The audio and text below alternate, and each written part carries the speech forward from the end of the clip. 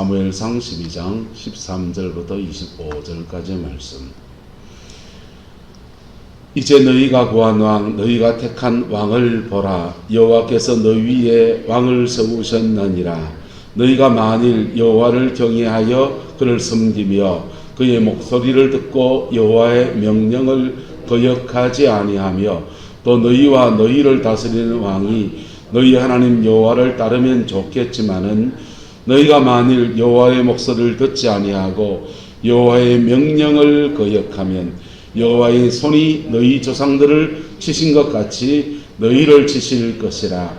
너희는 이제 가만히 있어서 여호와께서 너희 목전에서 행하시는 이 큰 일을 보라. 오늘은 밀베는 때가 아니냐. 내가 여호와께 아뢰니니 여호와께서 우리와 비를 보내사 너희가 왕을 구한 일 곧 여호와의 목전에서 범한 죄악이 큼을 너희에게 밝히 알게 하시리라. 이에 사무엘이 여호와께 아뢰매 여호와께서 그날에 우레와 비를 보내시니 모든 백성이 여호와와 사무엘을 크게 두려워하니라. 모든 백성이 사무엘에게 이르되 당신의 종들을 위하여 당신의 하나님 여호와께 기도하여 우리가 죽지 않게 하소서. 우리가 우리의 모든 죄에 왕을 구하는 악을 더하였나이다. 사무엘이 백성에게 이르되 두려워하지 말라. 너희가 과연 이 모든 악을 행하였으나 여호와를 따르는 데에서는 돌아서지 말고 오직 너희의 마음을 다하여 여호와를 섬기라. 돌아서서 유익하기도 못하며 구원하지도 못하는 헛된 것을 따르지 말라. 그것들은 헛되니라.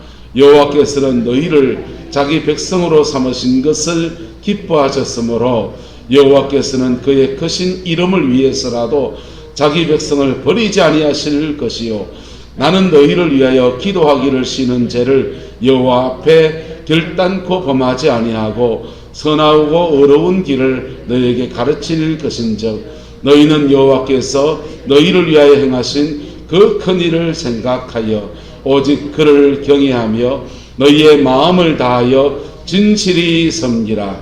만일 너희가 여전히 악을 행하면 너희와 너희 왕이 다 멸망하리라. 아멘. 이 말씀 앞에 겸허해지는 저와 여러분 되시기를 예수님의 이름으로 축복합니다. 한번 따라합시다. 뜨는 해도 아름답고 지는 해도 아름답다. 할렐루야. 저와 여러분의 인생이 그렇게 되기를 예수 이름으로 축복합니다. 이런 말이 있어요. 네가 태어날 때 세상은 웃고 너는 울었다. 그러나 네가 죽을 때 세상은 울고 너는 웃어라. 참 좋은 말이잖아요. 인생을 마감할 때 세상 사람들은 가족 같은 또 가까운 사람들은 참 아까운 사람 같다. 우리 교회에 이분이 가시면 어떡하냐. 이분의 빈자리를 어떻게 메우냐고.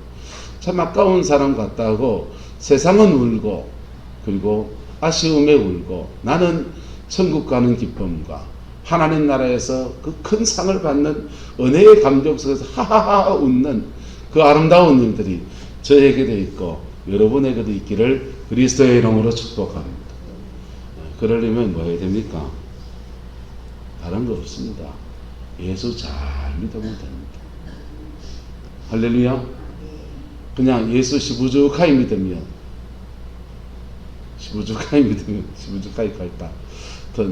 예수라도 제대로 믿으면 천국은 가지만은 그냥 예수 믿는데 인생에 덕을 하나도 못 끼친 사람들이 있어요.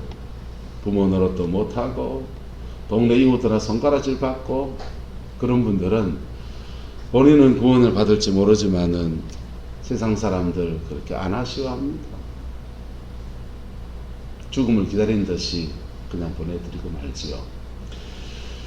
어쨌든 석양이 아름다운 인생이라고 하는 것은 그런데 그렇게 쉬운 건 아닌 거예요.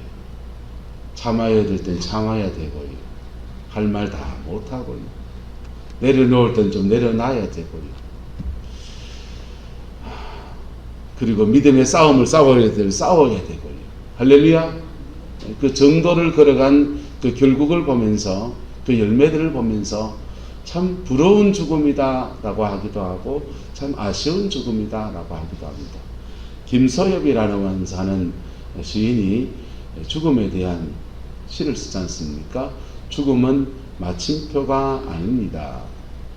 그 내용을 보면 이렇습니다. 죽음은 어떤 사람에게는 물음표, 죽은 뒤에 어째 되노? 천국이 있나 지옥이 있나? 내세는 있기나 하나 안 하나? 살아가는 삶이 끝이지 뭐. 이런 사람은 죽음을 마침표로 이해한다는 거예요. 죽음은 근데 마침표가 아니다는 겁니다. 죽음은 때로는 쉼표, 주님이 내 영혼을 다시 찾으실 때, 부활의 생명을 얻을 때까지 잠시 쉬어가는 쉼표이기도 하고, 어떤 사람의 인생은 참 저분 참 인생 잘 살았다 할 때는 감탄사가 되기도 한다. 참 하나님의 은혜가 너무 그렇게 쏟아질 때는 감탄사가 되기도 하고, 어떤 사람의 인생은 따옴표가 된다는 거예요. 야, 우리 어머니처럼 살았으면 좋겠다. 우리 어머니만큼이라도 인생을 살아냈으면 좋겠다. 따옴표가 이렇게 되는 것이죠. 어쨌건 저와 여러분의 인생이 하나님 앞에 가장 아름다운 인생으로 맺어지기 위해서 오늘도 믿음의 여정을 차근차근 잘 걸어가는 은혜가 있게 되기를 그리스도의 이름으로 축복합니다. 인생을 마감하는데 참 아름답게 마감하는 사람이 성경에 참 많이 나온 거예요. 믿음의 사람들의 특징은 뭐냐면요, 뒤로 갈수록, 따라합시다, 뒤로 갈수록 아름다워집니다. 뒤로 갈수록 아름다워지고요, 평생에 기도해왔던 그 기도의 응답이라는 열매를 뚝뚝 따면서 감사가 많아지고, 젊은 날은 광야도 지나가고 훈련도 받고 연단도 받고 뭐 이리 뒹굴 저리 뒹굴 고난도 겪지만은 인생을 마감할 때 되면 뒤로 갈수록 하나님의 은혜도 더 깊어지고 열매도 더 아름답게 나타나 있고 사람들의 존경과 모든 것을 받는 그 은혜가 그래 풀어지는 거예요. 할렐루야. 그 복이 저와 여러분 함께하게 되기를 예수님의 이름으로 축복합니다. 근데 실제로 오늘 시대의 사람들을 통계 조사를 내보니까 그런 인생의 말년에서 그렇게 존경받는 사람이요, 자기 인생을 지대로 살아내는, 지 인생을 살아내는 사람들이 목회자 가운데 20%밖에 안 되더라는 거예요. 그냥 목회하면서 그냥 정신없이 그냥 목회하는 것 같은데, 그 목회의 대부분을 하나님이 그를 다루시는 여정을 지나가는 사람들이 80%가 되고, 자기가 다루어지고 난 뒤에 어느 끝이 지나서 하나님 앞에 영광 중에 쓰임받는 사람이 한 20%, 또 20% 중에 나머지 그 반 정도 되는, 전체는 10% 되겠죠. 10% 정도 되는 사람들이 목회 사역을 다 끝내고 난 뒤에도 사람들의 존경도 받고 본인들이 끼친 선한 열매들 때문에 따르는 사람들이 있어서 그들을 목사를 지도하는 목사, 목회자를 지도하는 목사로 그렇게 인생을 마감하더라는 것입니다. 할렐루야. 사무엘이 그렇습니다. 사무엘이 그렇게 되어진 거예요. 전 참 너무너무 부러운 사람이고요, 이 말씀을 이렇게 설교 준비하고 묵상하면서 참 부럽다, 참 부럽다, 이 생각이 참 많습니다. 40대에는 인생을 이렇게 살아보니까 교육전사 때는, 전사생활 할 때는 너무 살아가는 게 힘들고 교회 일하고 바깥의 일이 바빠가지고 그냥 그랬고, 부목사하고 전임전사하고 이럴 때는 그때도 교회 일이 너무 바쁘고 그래서 그냥 아침부터 동동동동 뛰다니느라고, 저는 바깥 주인이고 집사람은 안 주인이었어요. 저는 하숙생, 집에 오면 잠만 자고 그렇게 이렇게 살아서 아내랑 그 부딪힐 일이 없었습니다. 부딪힐 일이라고 하는 거는 애들 진학 문제, 집사람이 너무 애들 책만 읽히고, 그리고 이제 둘 다 문과를 보내려 해서 문과 나와서 애들이 세상 나가서 밥 먹고 살아내겠나, 이게 걱정이 되니까 그것 때문에 이제 아내 다퉜지만은 나머지 일은 아내랑 부딪힐 일이 없었어요. 근데 담임을 하면서부터는 집사람이랑 사사건건하게 부딪히는, 충돌하는 거예요. 의견이 다른 거예요. 그때에 대해서 성격 유형 검사를 해보니까 집사람하고 저랑 성격이 완전히 정반대예요. 성격 차이가 완전히 하늘과 땅 차이예요. 선교사 가려고 뭐 심리 검사 이래 했더니 저랑 아내를 따로 떼서 검사를 따로 해야 된다는 거예요. 그래서 왜요? 이러니까 하여튼 오래. 그래서 따로 검사하러 갔더니 걱정스럽게 말하는 거예요. 저는 극단적인 외향이고 아내는 내향인데 당신은 선교제 가면 사역에 바빠서 가정이 뭐고 다 안 팽개치고 그냥 정신없이 일할 사람이다. 뭐 좋은 거 아닙니까? 그래요. 가정 깨진다 이럽니다. 정신이 번쩍 들더라고요. 가정 깨진다 그러다가 그래가 주의해야 될 거 하고 막 한참 얘기해 주는데 가슴에 팍팍 와닿는데 이게 참 심각하다 싶었어요. 아니나 다를까 40대를 보낼 때 제 기도 제목이 있어서 하나님 이 아내를 끝까지 갈 수 있도록 좀 도와주시옵소서. 너무 차이가 나니까. 그리고 교회 일, 성도를 대하는 문제, 이런저런 문제에 대해서 굉장히 충돌이 합니다. 집사람은 어떠냐면요, 아내랑 남편 관계가 좀 이렇잖아요. 우리 마누라 없을 때 얘기해야 내가 신이 나게 얘기하는데 지금 쫄이가지고 좀 이해를 하시고 들어주시기 바랍니다. 집사람이 저를 이렇게 도와주는 참모 역할을 할 때는 제가 털털거리며 빵꾸 내는 걸 다 메워줍니다. 최고의 참모예요. 근데 부부라고 하는 게 그렇게 늘 제 밑에 있는 거 아니잖아요. 그 아내가 그네를 가지고 저한테 말을 할 때가 있습니다. 그 할 말이라고 하는 것들이 그런 것들이죠. 발은 씻고 자는 거, 자기 전에 양치질 하고 자는 거, 양말을 벗어서 지자리에 갖다 놓는 거, 화장실 들어갔다 나오면 불을 끄고 나오는 거, 말을 하는데 대화 속에서 좀 저는 설교할 때 좀 실감나게 하려고 하기 위해서 여러분한테 좀 어떻게 들을지 모르겠습니다. 뭐 그냥 낮춰 쓰는 말들을 애들 쓰는 말들을 사용합니다. 사실은 일부러 사용하는 거예요. 근데 그런 거 하지 말라고 계속 지적하는 거야. 아내가 제 위에 있을 때는요, 저를 잡으려고 달라들면은 얼마나 디테일하게 저를 지적사항을 내는지 제가 정신이 한 개도 없어요. 틀린 말은 아니에요. 틀린 말은 아닌데 너무너무 힘든 거예요. 40대에 제 기도 제목은 하나님 이 아내를 끝까지 살아낼 수 있게 제발 좀 도와주시옵소서. 진짜 갈라서고 싶었다니까. 근데 저 여자분도 내하고 사니라고 애법 힘들었을까 안 힘들었을까? 힘들었죠. 왜? 성격이 다르니까. 근데요, 그것도 그 세월을 사라지다 이렇게 지나가다 보니까 좋은 점도 있고 어려운 점도 있고 서로 깎이는 점도 있고 그게 이제 한 텀 지나고 보니까 가정이 좀 편해지기 시작합니다. 그때부터 교회 목회가 넉넉하지가 않은 거예요. 그렇게 큰 교회도 아닌데 제가 너무 부족해서 그렇겠지요. 교회 목회가 넉넉하지 않아서 목회를 끝까지 해낸 사람 참 존경스럽고, 저분은 어떻게 목회를 끝까지 해냈나 참 존경스럽고, 그때보다 제 주변을 이렇게 둘러보니까 다들 이렇게 고생하면서 목회를 하고 있고, 대부분의 친구들 동기들이 그렇게 하고 있고, 그렇지 않은 사람들이 몇 사람들이 있는데 그렇지 않은 사람들의 특징이 어떠냐, 목회를 참 잘 감당해내고 본인도 행복하고 목회 열매도 많은 그런 사람들이 보니까 주로 목회자 자녀가 많아요.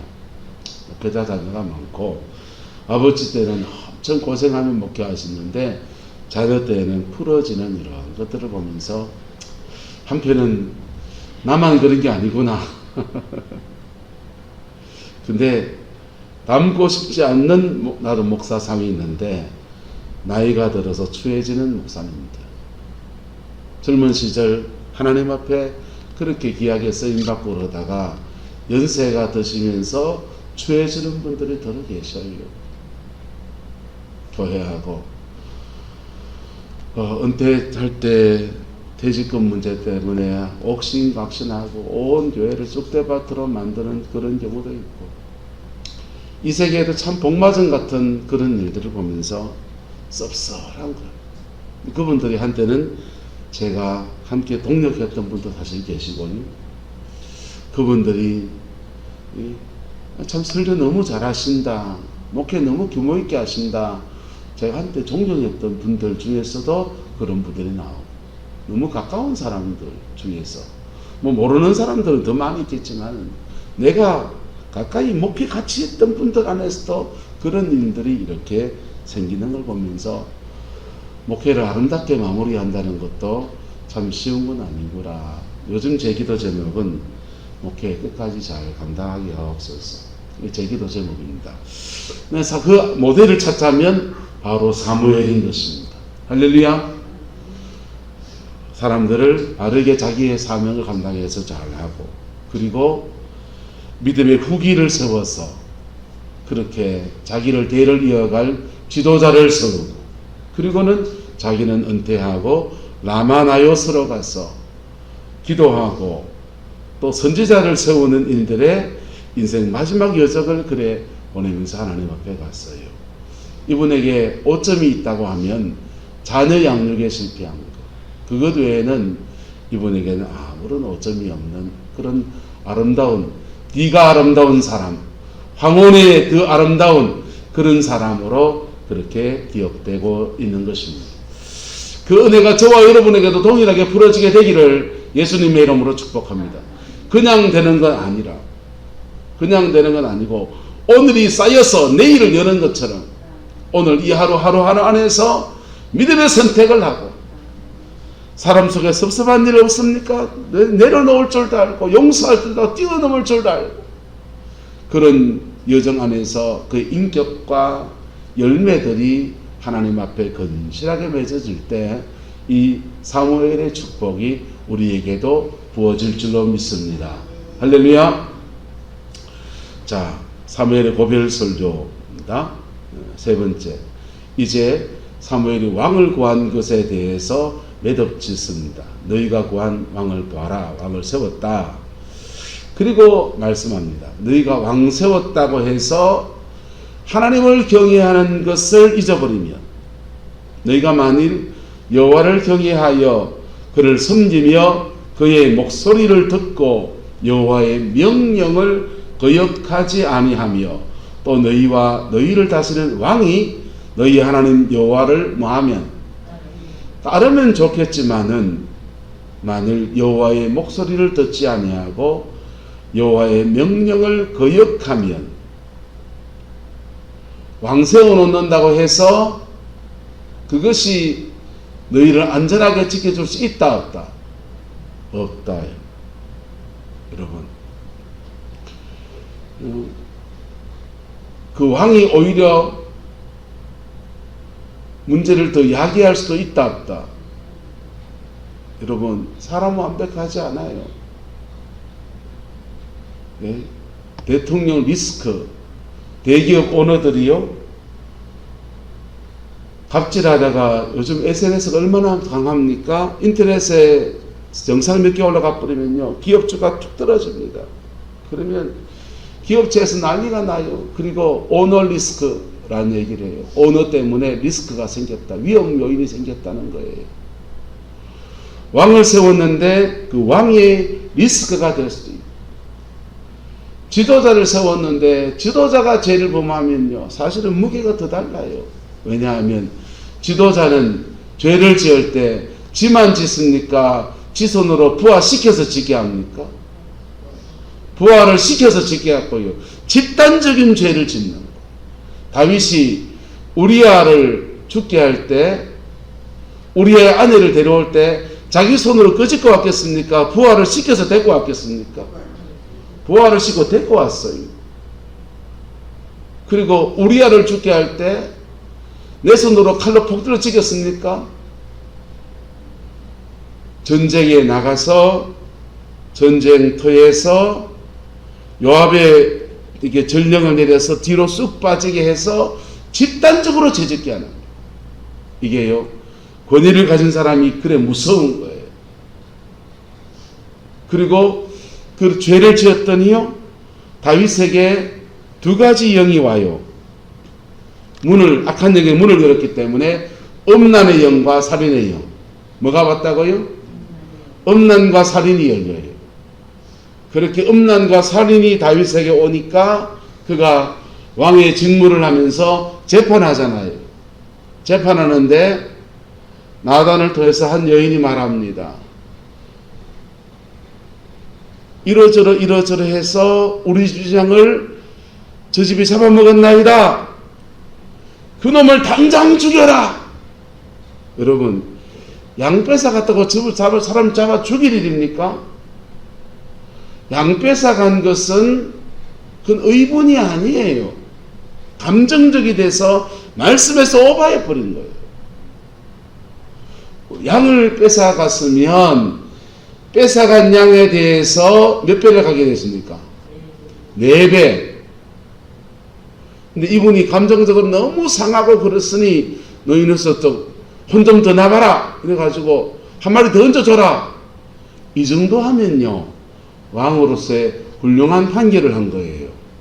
그런데 그놈을 당장 기름에 죽이라. 그거는 뭡니까? 살인의 영이라.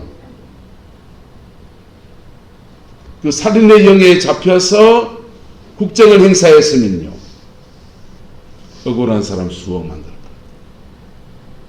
지도자가 죄 짓는 거는 그래 심각한 거예요.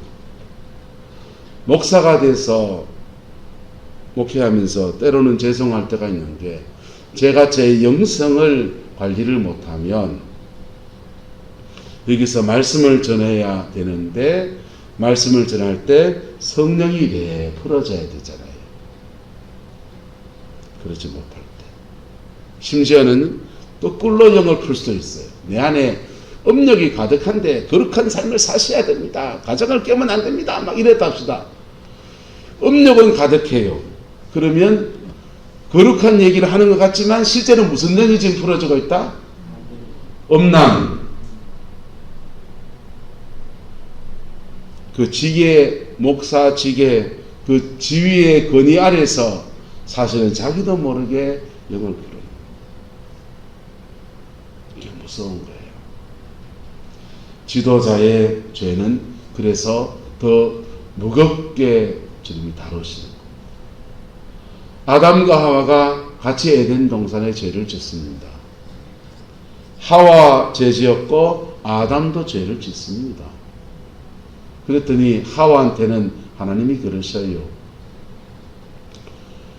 너는 아담의 권위 밑에 있어라. 너는 남편의 다스림을 받을 것이다. 또 해산하는 수고를 더하겠고 뭐 이래 얘기하셔요. 둘 다 죄를 지어서 에덴 동산에 쫓겨나는 그 죄의 징벌을 받는 건 똑같아요. 그런데 하와에게는 그런 죄를 지은 원인이 누구의 권위 아래 있지 않았습니까? 아담의 가르침과 권위 아래 있지 않았던 것이 원인이었으니까 너 그런 죄에 다시 더 빠지지 않기 위해서 남편의 권위 밑에 있어라. 남자는 이성적입니다. 여자는 감성적이고요. 그래서 감정적인 사람이 그 순간에 홧김에 서방질을 한다고 감정적인 사람이 저 죄로 나가기 쉬워요. 이성이 강한 사람은요, 막 격동하는 순간에 이성적인 판단을 해요. 저는 해보니까 그게 하나님의 뜻과 더 가까워요. 열매도 더 잘 나오기 쉽고 더 좋은 열매가 맺죠. 그래서 저도 열받을 때는 최대한 감정적이 되지 않으려고 애를 써요. 그래서 아담의 권위 밑에 들어요. 근데 아담에게는 뭐라 그러냐? 너 죄 지었으니까 너는 어떻고 너는 어떻고 너에 대해서 말하자. 첫 마디가 뭐냐 하면 땅이 너로 말미암아 뭘 받는다? 저주받는다는 거예요. 땅이 뭐가 안 돼요? 땅은 아담의 사역지예요. 아담 너 죄 때문에 네의 사역지에 저주가 떨어져서 가시와 엉겅퀴가 난다. 여기 우리말로 바꿔봅시다. 안종봉 목사님이 이 가파트에 오늘 배지를 가서 이제 뭐 일하시는데요. 그룹보 돈 갈고리 끈다 했어요. 자, 근데 그렇게 하다가 이놈이 이칸에 훔쳐갈까 해갖고 10마리쯤 셉이 왔다 합시다. 그러면은 안정문 권사님이 지은 죄잖아요. 그죠? 안정문 권사님이 그 죄에 대해서 본방 하나님께 혼날 수 있어요. 근데 여기 있는 유옥지 장로님이나 이영년 장로님이나 저 같은 사람이 죄를 지으면요, 성광교회에 가시와 엉겅퀴가 나거든. 지도자들은요, 자기의 영성관리가 그렇게 중요한 거예요. 장로님 때문에 예배당에 가시 엉뚱이 나가 되겠습니까? 목사 때문에 예배당에 난장판대가 되겠습니까? 난장판되면 그 가시 엉뚱이 속에서 씨 뿌리고 파종하고 열매 맺으려고 할 때 방해가 돼서 지 열매를 못 겁니다. 목사 설교 옥구슬 굴러가는 소리처럼 낙낙한 소리로 하나님이 우리를 사랑하십니다, 믿으시면 바랍니다, 막 이렇게 좋은 설교하고 막 그래도요, 사람들 마음 얼음땡 돼가지고요 아무 소용이 없어요. 여러분, 우리 성광교회가 옥토 중에 옥토로 그렇게 세워져 있기를 소망하고 또 그렇게 세워져 있음을 예수님의 이름으로 선포합니다. 얼마나 감사한지. 이 강단에 있으면 전 사실 참 편안해요. 편안하고 여러분 얼굴 보면 그래 마음이 편해서 마음 편하게 얘기합니다. 자, 근데 이게 지도자들의 지혜는 격이 다른 거예요. 왕이 죄를 지으면, 백성이 죄를 지으면 그 일에 대해서 여호와의 손이 너희 조상들을 친 것 같이 너희를 뭐 할 것이다? 치실 것이다. 하나님을 여러분 마음씨 좋은 그냥 허허허 할 대로 생각하지 마세요. 하나님은요, 사랑하신데 엄히하시다고요. 네. 사랑하신데 엄히하시다고요. 그리고 하나님께서 이 모든의 경고하는 것들을 표정으로 보여줍니다. 너희 이제 가만히 있어서 여호와께서 너희 목전에 행하신 이 큰 일을 보라. 오늘은 밀베는 때가 아니냐, 내가 여호와께 하리니 여호와께서 우리와 무엇을 보내사? 비를 보내사. 여러분, 타작할 때 되는데 비 오면 어찌 됩니까? 깨트는 날입니다. 오늘은 참 깨트는 날입니다 했는데 억수같이 비가 옵니다. 어쩝니까? 나락타작할 때 됐습니다. 우리와 비가 오고 그다 태풍까지 몰려와가지고 막 난리가 났습니다. 어쩝니까? 근데 이스라엘은 기후라는 게, 그래서 계절적 기후들을 비가 오는 때에 파종하고 비가 안 오는 마른 건기가 됐을 때 다 자라서 마지막에는 벨 때 베는 거잖아요. 농사의 주기가 기후의 주기와 맞춰서 그렇게 사람들이 오랫동안 그 경험치를 가지고 그래 하지 않습니까? 그래서 밀베는 때는 비가 온다 안 온다? 이스라엘 나라의 경우에는 안 오는 때거든.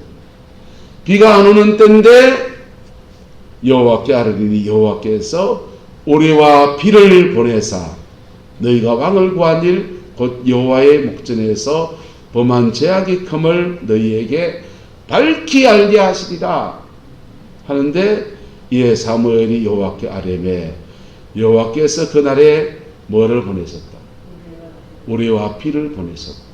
쾅쾅쾅 하면서 막 폭포수 같은 비가 쏟아지니 모든 백성이 여호와와 누구를 두려워했다? 사무엘을 두려워했다. 사무엘을 두려워하긴 아니죠.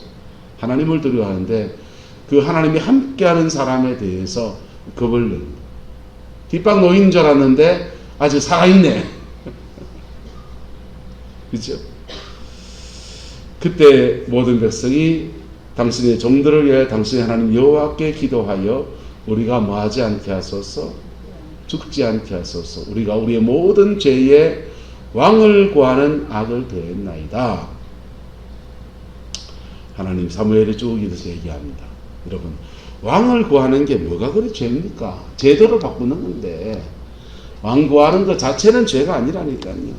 근데 왕 구하는 것을 통해서 누가 왕이시다? 이스라엘 역사에 하나님이 왕이시다 라고 하는 이 대전제에 대해 도전한 겁니다. 여러분, 신앙생활하면서 치명적인, 특히 오래 묵은 신앙생활하면서 성령의 은사도 있든지 뭐가 있든지 간에 치명적인 죄가 뭔지 압니까? 인생의 주인이 예수가 아니에요. 내 인생의 주인은 누구시다? 주님이시다 하고 늘 지 뜻대로 살아. 은사 받은 거 가지고 지 맘대로 행하는 거. 은사 좋습니다. 은사도 좋고 물질 축복 받는 것도 좋은데 주신 물질을 가지고 내가 하나님의 종으로 살아가야 되는 거예요. 할렐루야. 설교 잘하는 거 좋지요. 근데 설교 잘한다는 것으로 목사가 근위를 세워가지고 그것으로 목사가 지 맘대로 해버리는 거예요. 여러분, 우리는 항상 그분의 권위 밑에 있다고요. 따라서 인생의 주인을 바꿉시다. 여러분의 인생의 주인이 예수 그리스도 그분이기를 축복합니다. 기도 많이 하고 은사 받은 것들 가지고서 이거 갖고 한 미천 잡아서 내 인생을 멋지게 살아야지. No! 하나님이 돈 많이 주신 거 가지고 내 집 잘 짓고 노후생활 땅땅거리고 살고 내 인생 멋지게 살아야지. 세상입니다. 인생의 주인이 누구시다? 하나님이시다. 할렐루야. 인생의 주인을 바꿀 때부터 하나님은 물질에 대해서 하나님의 주인 되심이 선명한 사람에게 물질 주세요. 성령에 받은 은사 가지고서 하나님의 주인 되심 앞에 겸허하게 사용하는 사람에게 은사도 더하시고 은사도 활성화시키시고 그가 가지지 못한 은사들은 다른 사람 붙여서라도 하게 하신다고. 우리의 모든 달란트나 재능이 나는 설교도 잘하고 찬양도 잘하고 모든 은사도 다 가졌고 나는 목회를 잘할 거다. 그간다고 잘 되는 게 아니에요.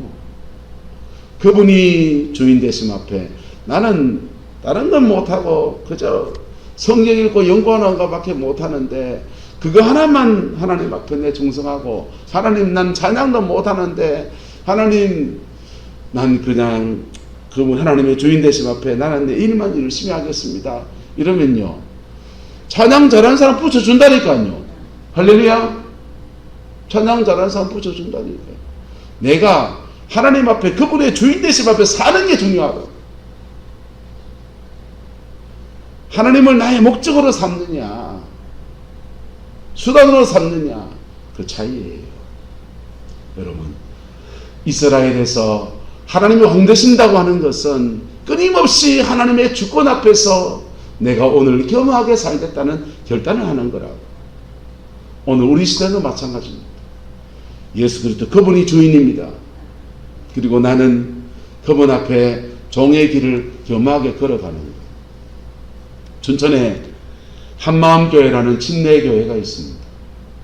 그 교회는 부활을 강조하는 교회로 소문이 나서 왜 신앙 안에서 십자가도 중요하고 부활도 중요한데 왜 부활만 강조하냐 해서 좀 이상한 교회 취급을 받았어요.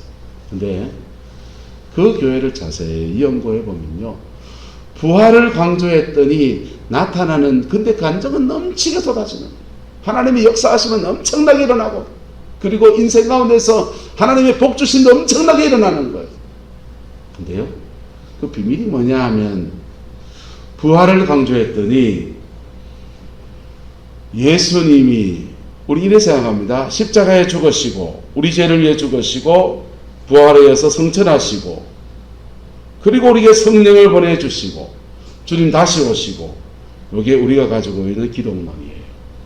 그 교회는 주님 십자가에 죽으셔서 우리 죄를 대속하시고 부활하시고 성천하시고 그리고 지금 내 안에 부활의 그 주님이 지금 내 안에 계신다. 하나님이신 그분이 부활해서 지금 내 안에 계신다.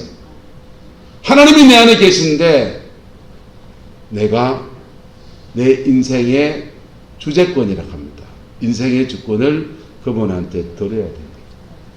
그럴 때요, 사랑할 수 없는 사람을 사랑하고 뛰어넘지 못한 일을 뛰어넘고 아주 극단적인 헌신들을 해요. 그분의 주권 앞에 하나님이 하라면 하고 가라면 가고, 그분의 주권 앞에 내 인생을 내놨더니요, 은사가 없어도 은사 있는 사람보다 더 역사가 일어납니다. 은사를 전혀 강조하지 않아도 은사 사역하는 교회보다 더 강한 역사들이 일어납니다. 여러분, 별것도 아니에요. 사실은 호람되어 예수 그리스도의 그분의 주권 앞에 호람되어 했더니 하나님 그분이 내 인생을 이끌어 가시는 역사들을 하시는 거예요. 다윗이 고백합니다. 한번 따라합시다. 하나님을 내 앞에 모심이여 그가 내 우편에 계심으로 내가 요동치 아니하리이다. 보세요. 하나님을 내 앞에 모시면 하나님 어디 있어야 됩니까? 내 앞에 있어야죠. 근데 하나님을 내 앞에 모시는 그분의 주권 앞에 호람되어 했더니 그분은 내 오른편에 와서 힘이 되어주시고 능력이 되어주시고 도와주시고 역사하시고, 나는 날마다 어디 앞에 서고 하나님 앞에 호람되어 그분은 내 오른편에서, 그게 예수가 주인된 삶, 그게요 하나님이 나의 왕입니다 고백하는 삶이에요. 그 은혜가 우리 교회에도 이루어져서 교회의 중직자들 명심하이소. 내가 오야 아니다. 우리에게 오야 누구시다? 예수 그리스도 그분이십니다. 우린 다 성령 안에서 지체예요. 지체고, 그렇게 나갈 때 하나님은 우리 교회를 들어 사용하시죠. 그 속에 쓰임받는 사람들에게는 하나님이 그 나름의 인생에 주신 축복들을 이렇게 허락하십니다. 그 복이 있기를 축복합니다. 영적인 은사 그렇게 가면요, 필요한 대로 붙여주시고 없으면 은사가 붙여서 역사하십니다. 그 하나님의 역사가 우리 안에 부러지게 되기를 예수 이름으로 축복합니다. 인데 이스라엘 백성이 끊임없이 왕을 구했던 것처럼 우리도 끊임없이 내 인생의 주인 내가 되고 싶은 거예요. 내 맘대로 살고 싶은 거고 내 뜻대로 하고 싶은 거고, 받은 은사 가지고 내 맘대로 해보고 싶은 거고, 받은 돈 가지고 내 맘대로 해보고 싶은 거예요. 하나님의 주대심 앞에 겸허해지는 저와 여러분 되시기를 예수 이름으로 축복합니다. 그리고 그 속에서 주시는 평강 가운데 주말 머무는 은혜가 있기를 그리스도의 이름으로 축원합니다. 사무엘이 왕됨에 대해서 계속 지금 집요하게 왕 세워놓고, 자기가 세워놓은 왕 세워놓고 완전히 뒤세워버리는 거잖아요. 고춧가루를 팍 뿌려버리는 거라고요. 근데 그런데도 그렇게 하는 이유는 이게 신앙 안에서 얼마나 중요한 문제인지, 민족이 사느냐 죽느냐의 문제를 결정하는 정말 중요한 문제이기 때문에, 밀베는데 비가 와가지고 억수같이 와가지고 타작하는 문제, 심각한 문제를 야기할지라도 경고하였잖아요. 여러분, 이 경고를 가슴에 새기고 저와 여러분 남은 인생에는 열매 맺는 역사, 승리의 역사, 영광의 역사가 풀어지게 되기를 그리스도의 이름으로 축복합니다. 기도하겠습니다. 좋으신 아버지 하나님, 사무엘의 마지막 설교들을 나누고 있습니다. 주님, 이렇게 인생을 마감하는 참 믿음의 사람이 제가 되고 싶습니다. 이렇게 인생을 마감하며 이렇게 하나님 앞에 세워가는 공동체가 저희 성광교회이기를 소망합니다. 이렇게 인생을 아름답게, 끝이 아름다운 인생으로 사는 인생이 이 새벽 기도하는 성광의 성도들이기를 소망합니다. 주님, 끝까지 사명 감당하고 끝까지 주의 일을 감당하고 끝까지 주님이 은총 속에 아름다운 인생의 열매로, 승리의 열매로 나아갈 수 있게 축복하여 주옵소서. 여호와께서 한없는 은혜와 사랑으로 함께해 주시기 원합니다. 예수님의 이름으로 축복하며 기도드리옵나이다.